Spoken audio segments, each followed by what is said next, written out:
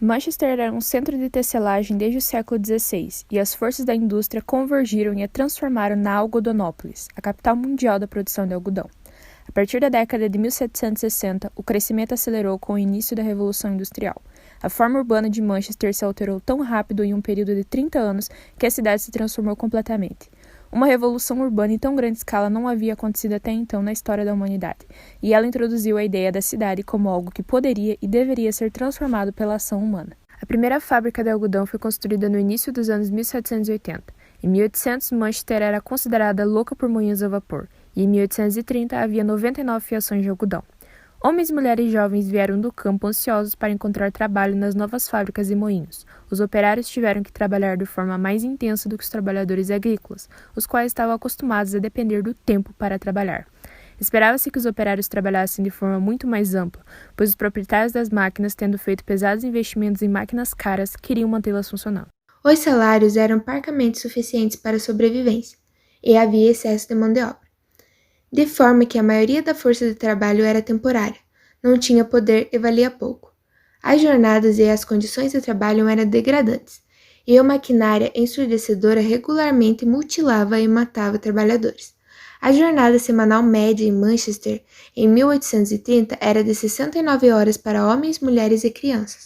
Manchester abrigava o maquinário industrial para a produção, mas também era centro bancário, comercial e logístico.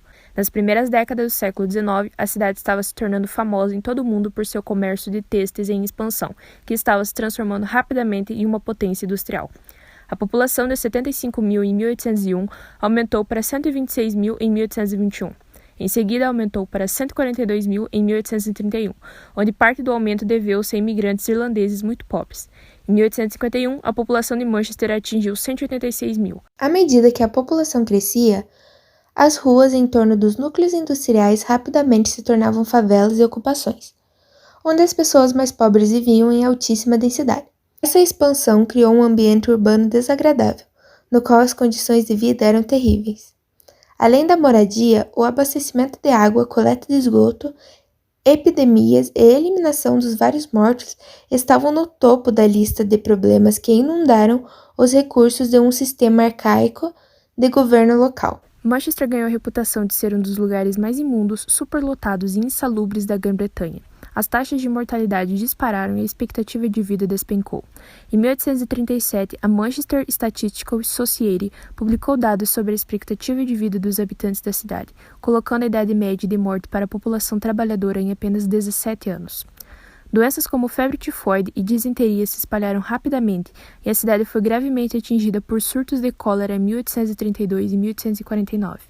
Para agravar o problema da poluição de dejetos humanos, as indústrias manufatureiras despejaram galões de água contaminada e toneladas de lixo sólido nos rios. Foi na Manchester do século XIX que o carvão foi estabelecido como a fonte dominante de energia para a indústria. Embora as pessoas na época não entendessem as consequências climáticas de longo prazo da queima de combustíveis fósseis, os observadores contemporâneos perceberam rapidamente o terrível efeito imediato da má qualidade do ar na saúde humana. Tosse, olhos ardentes e a melancolia perpétua tornando-se sinônimo da Manchester industrial. Os visitantes da cidade do choque da Revolução Industrial ficaram horrorizados com a fumaça, a sujeira e o fedor produzido pelas distintas florestas de chaminés de Manchester.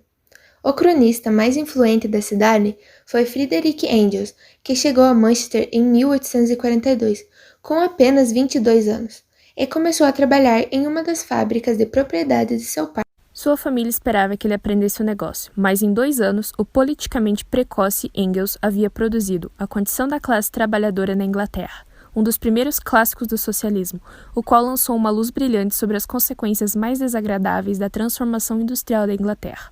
Seu relato sobre Manchester de meados do século XIX foi inflexível. Um lugar de sujeira, superlotação esquálida e exploração. O centro histórico de Manchester ele descreveu como um lugar de sujeira, ruína e inabitabilidade. Era simplesmente o inferno na Terra.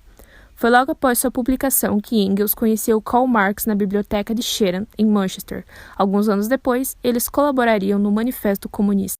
Diante a todos os problemas causados por séculos de irresponsabilidade, em 2009 foi aprovado o documento do Plano Diretor da cidade de Manchester, que é um guia para o desenvolvimento físico, bem como para o desenvolvimento estratégico de um lugar. Um lugar vibrante, andável e saudável para viver, trabalhar e se divertir. Dentre as principais soluções propostas, destacam-se proporcionar moradia saudável, segura e sustentável para todos, com preços acessíveis e o equilíbrio do mercado imobiliário. Diretrizes gerais sobre o padrão da largura das calçadas, iluminação e luminária da paisagem urbana, e para o planejamento de todos os bairros da cidade. Incentivar o desenvolvimento residencial no centro. Implantação de trens urbanos e ônibus que percorram toda a cidade e que sejam intermodais, e também projetos para introduzir transportes alternativos ao automóvel. Estimular os novos edifícios a serem ecológicos, modernizar os que já existem, criar jardins comunitários e formar um conselho de sustentabilidade. Adicionar fontes de água, requisito para as águas pluviais, substituição do esgoto principal e da estação de bombeamento, unidades de processamento de reciclagem e taxa de reciclagem. Promover soluções que auxiliem a qualidade do ar, incluindo a economia de combustível de veículo. Partindo do pressuposto de que essas soluções estão bem estruturadas, elas se tornam viáveis e bem-vindas tanto para o bem-estar da comunidade quanto para o da natureza, garantindo assim, depois de muito tempo, uma melhor qualidade de vida para seus habitantes. Aqui estão alguns dos materiais usados na indústria têxtil durante a Revolução Industrial. Manchester é bem vista quando se trata de futebol, graças ao domínio do Manchester United nos anos 90 e 2000 e às conquistas recentes do Manchester City, mas essa cidade teve um papel ainda maior a desempenhar no cenário futebolístico do Reino Unido como conhecemos. Em 1800, os clubes de futebol organizaram seus próprios jogos sem uma competição de liga adequada, mas isso mudou em 1888, quando a ideia foi proposta em uma reunião em Londres. No entanto, foi em uma nova reunião em 17 de abril de 1888, no Royal Hotel, Manchester, que a liga foi formalmente criada e batizada de Liga de Futebol. O hotel não existe mais, mas há uma placa vermelha localizada nos edifícios reais de Market Street comemorando a localização da fundação do Football League.